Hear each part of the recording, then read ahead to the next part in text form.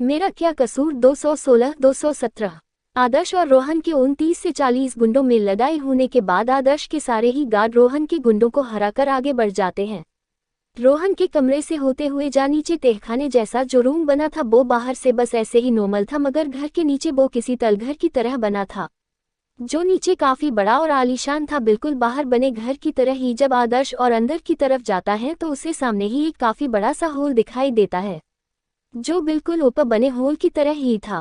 तभी आदर्श के कानों में नियति के चीखने और चिल्लाने की आवाज सुनाई देती है, जिसे सुनते ही आदर्श की मुठिया गुस्से से बंध जाती हैं और उसकी आंखें गुस्से से ही एकदम लाल हो जाती है। नियति चिल्लाते हुए रोहन से बोली, छोड़ो हमें रोहन राज, छोड़ो हमें, हमारे आदर्श जी के पास जाना है।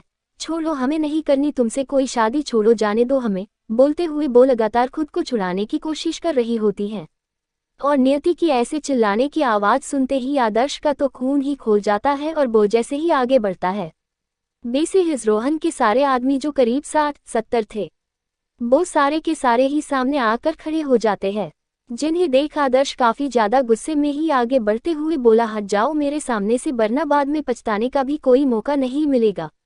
जिसे सुन कुछ आदमी आदर्श पर हंसने लगते हैं और उसे देख एक आदमी बोला, अबे साले तेरे सर पर पट्टी बंधी, हाथ में चोट लगी है, तेरी सारी हड्डियां तो पहले से ही टूटी फूटी है और तू यहाँ आया है बची हुई हड्डियां वापस तुड़ाने। इतना बोल वो हंसने लगता है और उसी के साथ उसके सारे आदमी भी हंसने लगते हैं, जिन्हें खुद पर हंसते देख आदर्श गुस्से में ही उन्हें देख बोला, कौन किसकी हड्डियां तोड़ता है तो तुम्हें कुछ समय बाद ही पता चल जाएगा।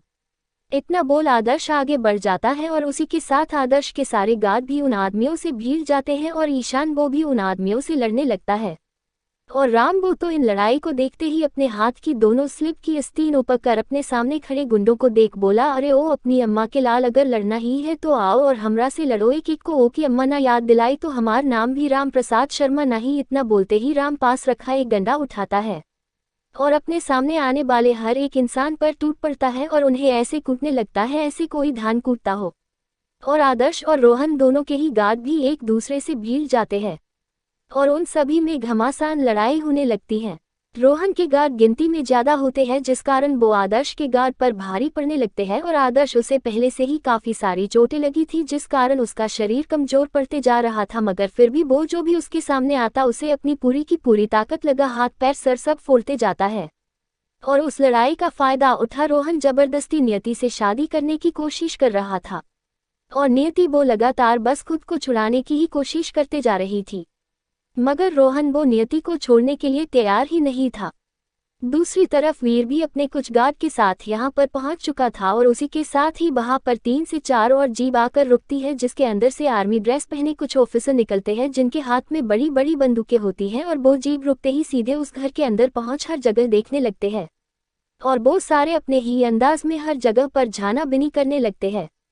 तभी एक गार्ड चिल्लाते हुए बोला, सारे यहाँ आ जाओ, मुझे यहाँ पर कुछ मिला है। जिसे सुनते ही वो सारे ऑफिसर रोहन के रूम में आ जाते हैं और उसी सीढ़ियों से होते हुए वो सारे नीचे चले जाते हैं और उनके ही साथ वीर और उसके गार्ड भी जब वो सारे अंदर जाते हैं और वहां पर हो रही लड़ाई को देखते हैं तो बा ऑफिसर भी उस लड़ाई में शामिल हो जाते हैं और रोहन के गुंडों से भीड़ जाते हैं और वीर आदर्श को देखने लगता है और जैसे ही वीर की नज़र आदर्श पर जाती है वैसे ही वीर की आंखें फेल जाती है और वो बिना देरी किए ही आदर्श के पास पहुंच उन गुंडों की पिटाई लगाने लगता है जो आदर्श को पकड़ उसके जख्मों पर वार कर रहे थे, जिस कारण आदर्श आधा अधमरी हालत में पहुंच चुका था और उसका काफी सारा खून भी बह रहा था। जिसे ऐसे इस हालत में देख वीर को काफी गुस्सा आता है और वो बड़ी ही बेरहमी के साथ उन गुंडों की धुलाई करने लगता है और जैसे ही रोहन देखता है उसके हाथ से अब सब कुछ फिसल रहा है। ये देख रोहन को काफी ज्यादा गुस्सा आ जाता है। तभी नियति देखती है रोहन का ध्यान उससे हटकर सामने चल रही लड़ाई पर है। ये देखते ही नियति अपनी एक डांड उठा रोहन के पैरों के बीचों बीच काफी जोर से मारती है, जिस कारण रोहन नियति का हाथ छोड़ उस जगह पर अपने हाथ को रखा नीचे जमीन पर बैठ जाता है और दर्द से तड़पने लगता है।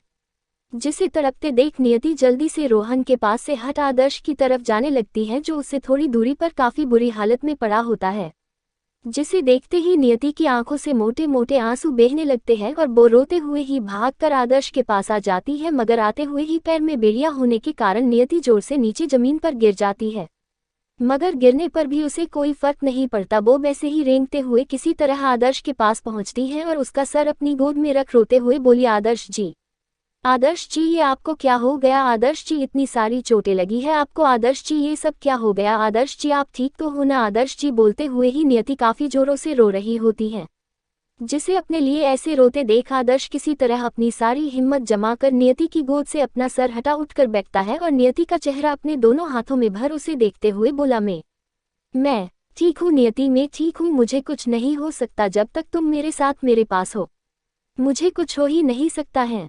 इतना बोलते हुए ही आदर्श की आंखों से भी आंसू बहने लगते हैं और वो नियति को देखता है जिसके दोनों गालों पर उंगलियों के निशान थे और नियति के पैर पर अभी भी बेड़ियां बंधी थी, जिसे ऐसे देख आदर्श को काफी ज्यादा बुरा लगता है और रोहन के ऊपर काफी गुस्सा भी आता है। और वो नियति को साइड कर खड़ा होते हुए बोला, आज मैं इस रोहन का सारा किस्सा ही खत्म कर दूंगा। इसकी हिम्मत भी कैसे हुई मेरी पत्नी पर हाथ उठाने की? इतना बोल वो आगे बढ़ जाता है। जिसे आगे बढ़ते देख नियति उसे रोकते हुए बोली, नहीं आदर्श जी नहीं, आपकी हालत बिल्कुल भी ठीक नहीं है, हमें हॉस्पिटल चलना चाहिए। आप क्यों उस घटिया इंसान से लड़कर अपने हाथों को गंदा कर रहे हो? रहने दो इसे। बोलते हुए वो आदर्श को रोकने की कोशिश करती है, मगर आदर्श उसके सर पर तो इस समय खून सवार था, इसलिए वो नियति की एक बात नहीं सुनता है और रोहन के पास जाकर उसे उसकी कॉलर से पकड़ उठाता है और जोर से उसके फेस पर एक पंच मार बोला, तेरी हिम्मत कैसे हुई मेरी नियति पर हाथ उठाने की? आज मैं तुझे छोड़ूंगा नहीं, आज मैं तुझे बिल्कुल भी नहीं छोड़ने वाला। इतना बोलते हुए ही वो रोहन को मारने लगता है और रोहन वो भी आदर्श से लड़ते हुए बोला, अच्छा हुआ आदर्श राजपूत जो तुम यहाँ आ गए। तुम उस एक्सीडेंट से तो बच निकले, मगर अब मैं तुम्हारी जान खुद अपने ही हाथों से लूंगा। बोलते हुए ही वो भी आदर्श के उस जगह पर मुक्का मारता है जहां पर पहले से ही चोट लगी थी और उस जगह से खून निकल रहा था, जिस कारण आदर्श की दर्द से चीख निकल जाती है, जिसे सुन नियति का दिल दर्द से भर उठता है और वो जोर से रोने लगती है। और अब तक सारे ऑफिसर और गार्ड ने मिलकर रोहन के सारे आदमियों को मार दिए थे और आदर्श के जो गार्ड घायल हो गए थे उन्हें वो सारे हॉस्पिटल लेकर जा रहे थे, जिस कारण अब वहां पर ज्यादा लोग नहीं थे। वीर, रोहन, आदर्श, नियति, ईशान, राम और 2 ऑफिसर के अलावा। आदर्श और रोहन के बीच की लड़ाई देख जैसे ही वीर आगे बढ़ता है वैसे ही आदर्श उसे हाथ के इशारे से ही रोक देता है और बोलता है, नहीं ये लड़ाई इसके और मेरे बीच की है, या तो आज ये नहीं या आज में नहीं। इतना बोल आदर्श अपनी सारी ताकत जमाकर अब रोहन पर भारी पड़ने लगता है और उसे लातों और घुसों से मारने लगता है। रोहन जो आदर्श की कमजोरी का फायदा उठा उसके जख्मों पर वार कर रहा था, वो खुद को बचा नहीं पाता है क्योंकि आदर्श अभी काफी ज्यादा गुस्से में आ गया था और वो किसी शैतान की तरह रोहन पर टूट पड़ता है, जिस कारण अब रोहन की हालत भी एकदम नाजुक सी हो जाती है और उसे देख ऐसा लग रहा था जैसे आदर्श ने उसकी और पिटाई की तो रोहन मर ही जाएगा। जिसे ऐसे देख नियति डर जाती है और आदर्श के पास आ उसे रोकते हुए बोली, रुक जाइए आदर्श जी रुक जाइए, क्यों आप इस जैसे गंदे और घटिया इंसान को मारकर अपना हाथ गंदा करना चाहते हो? प्लीज आदर्श जी रुक जाइए, आपको हमारी कसम आदर्श जी रुक जाइए। जैसे ही आदर्श नियति की इस बात को सुनता है वैसे ही वो रोहन को नीचे जमीन पर ही पटक देता है और नियति से बोला, तुम इसे बचाना चाहती हो नियति, इसे जिसने तुम्हारी जिंदगी बर्बाद कर दी, जिसके कारण तुम्हें कितना कुछ नहीं सहना पड़ा, तुम उसे बचा रही हो। आदर्श की इस बात को सुन नियति रोते हुए ही बोली, हाँ आदर्श जी हमें पता है इस इंसान ने हमारे साथ बहुत गलत किया है और इसके कारण हमने काफी सफर किया है, पर फिर भी हम नहीं चाहते इसकी जान चली जाए और हमारी बेटी परी वो अनाथ हो जाए। ये इंसान चाहे जितना भी बुरा क्यों ना हो पर है तो ये एक पिता, और हम एक छोटी सी 6 साल की बच्ची से उसकी माँ तो छीन चुके हैं पर उसके पिता को नहीं छीनना चाहते हैं। हम नहीं चाहते हैं हमारी बेटी परी बिना पिता के बड़ी हो, इसलिए हमारे लिए ना सही आदर्श जी पर हमारी बेटी परी के लिए इस इंसान को छोड़ दीजिए, क्योंकि सच तो यही है परी इस इंसान और हमारी बेटी है जिसे हमने अपनी कोख से जन्म दिया है और हम परी के साथ नहीं रह सकते हैं, पर ये तो अपनी बेटी के रह सकता है ना, इसलिए इसे छोड़ दीजिए आदर्श जी। इतना बोल नियति रोने लगती है और अपनी बीबी की आंखों में आंसू देख आदर्श नियति की बात मान लेता है और उसके पैर पर बंदी बेड़ियों पर गोली चला उसे आजाद कर देता है। जिसे अपनी बात मानते देख नियति आदर्श के गले लग जाती है और वैसे ही गले लग बोली, thank you Adarsh ji, thank you so much. इतना बोल वो उसे काफी टाइट हक कर लेती है, जिसके बाद वो वहां से जाने लगते हैं। तभी रोहन उन दोनों को जाते देख अपने सूज में जो गन छुपी थी उसे निकाल आदर्श की तरफ गोली चला देता है, जिससे नियति की एक तेज चीख निकल पड़ती है। 217 एपिसोड। नियति की सारी बातों को सुन आदर्श रोहन को छोड़ देता है, जिसके बाद आदर्श नियति के पैर में बंदी बेड़ियों पर गोली चला उसे नियति के पैरों से अलग करता है। नियति का हाथ थाम वहां से जाने लगते हैं और उसी के साथ वीर, ईशान और राम वो लोग भी जाने लगते हैं। जिन्हें जाते देख रोहन खुद से अपने मन में बोला, नहीं, मैं इतनी जल्दी हार नहीं मान सकता हूँ।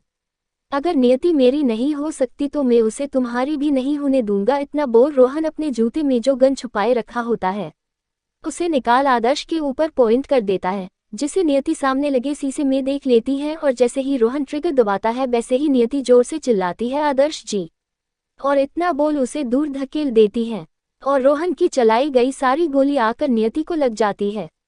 और जैसे ही आदर्श देखता है रोहन ने नियति पर गोली चलाई है, जिसे देखते ही आदर्श की तेज चीख निकल जाती है नियति, और इतना चीखते ही आदर्श अपने हाथ में पकड़ी बंदूक रोहन के तरफ पॉइंट कर देता है, मगर आदर्श गोली चला पाता उससे पहले ही कोई और ही रोहन के ऊपर 6 की 6 गोली चला देता है, जिस कारण रोहन के हाथ में पकड़ी गन नीचे गिर जाती है और रोहन भी नीचे जमीन पर गिर जाती है। तभी सब देखते हैं तो वो गोली किसी और ने नहीं बल्कि नेहा ने चलाई थी, और गोली चलाने के बाद नेहा अपने हाथ में पकड़ी गन नीचे फेंक देती है और रोहन के पास जा जोरों से रोने लगती है। ठीक उसी समय परी भी अपने कमरे से निकलकर बाहर आती है, और बाहर आते ही वो देखती है उसके डैडी को गोली लगी है और वो अपनी आखिरी सांसें ले रहे हैं, और उसकी दूसरी मोम वो उसके डैडी के पास नीचे बैठी रो रही है। और परी की नज़र आदर्श पर जाती है जिसके हाथ में अभी बंदूक होती है, और वो नियति का सर अपनी गोद में रख रो रहा था, जिसे ऐसे देख परी को लगता है उसके डैडी को आदर्श ने मारा है। ये सोचते ही उसकी आंखें आंसुओं से भर जाती है और वो भी रोहन के पास जा जोरों से रोने लगती है, डैडी, डैडी, उठो ना डैडी, ये आपको क्या हो गया? डैडी बोलते हुए ही वो रोने लगती है, और उसी के साथ नेहा भी रोते हुए बोली, मैं ऐसा नहीं करना चाहती थी रोहन, पर तुमने मुझे मजबूर किया है। रोहन बोलते हुए वो जोरों से रो रही होती है, तो वही आदर्श भी रोते हुए ही नियति को देख बोला, ये तुमने क्या की नियति, ये तुमने क्या की?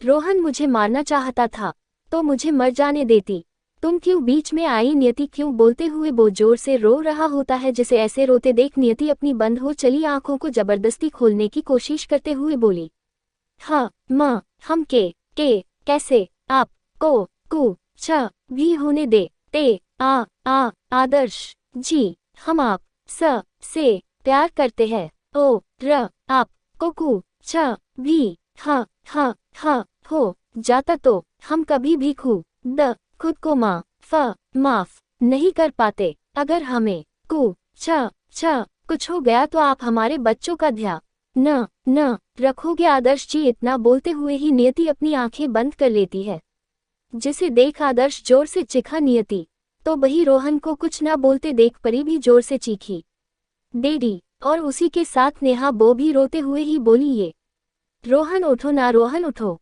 मैंने तुम्हें माफ दी रोहन, मैंने तुम्हें तुम्हारी सारी गलतियों के लिए माफ किया, अब उठ भी जाओ ना। रोहन बोलते हुए वो उसे लगातार मारे जा रही थी।